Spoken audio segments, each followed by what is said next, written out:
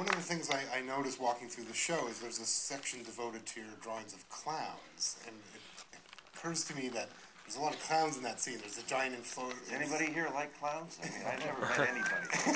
One? Oh, look at that. Okay. Wow. He's the first person I've ever met. I've always found clowns a little unsettling. I've personally never seen a funny one.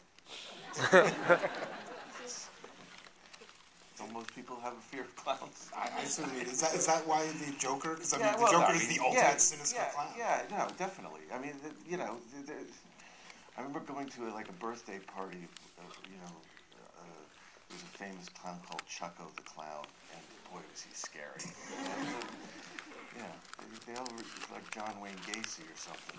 Something really frightening about them. And once, really scary, I was in Paris once. I did a drawing, it scared me. I was walking by and this clown was doing something and he just stood at attention and he saluted me. It's so weird being saluted by a clown. Now, at the time, Batman was the biggest film you had done. It's also one of the only, maybe the only film that you've done that's actually part of a franchise, a big studio franchise. How was that a different creative process than your other movies? That term wasn't even used at that point, so that was great. And it wasn't until after that they started using that term, And like when I did the next one, I get into much more trouble because, it's like not only you have to make the film, but, we'd like you to meet McDonald's, and it's like, well, they want a Happy Meal, with a guy that's got black stuff coming out of his mouth, it's like, so, you kind of have to not only, so I felt lucky in the first one is that you didn't hear that word at all.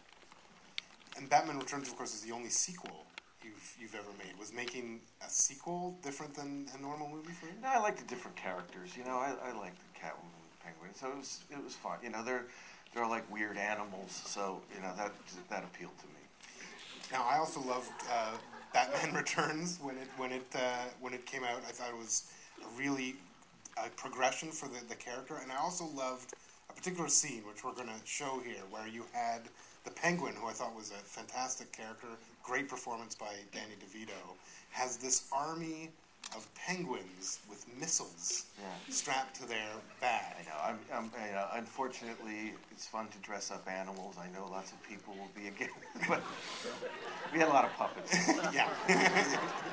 No penguins were harmed. No, not at all. No. Lots of crew members, but no. That's okay. Yeah, that's fine. Let's take a look at the penguin missile launcher scene from Batman Returns.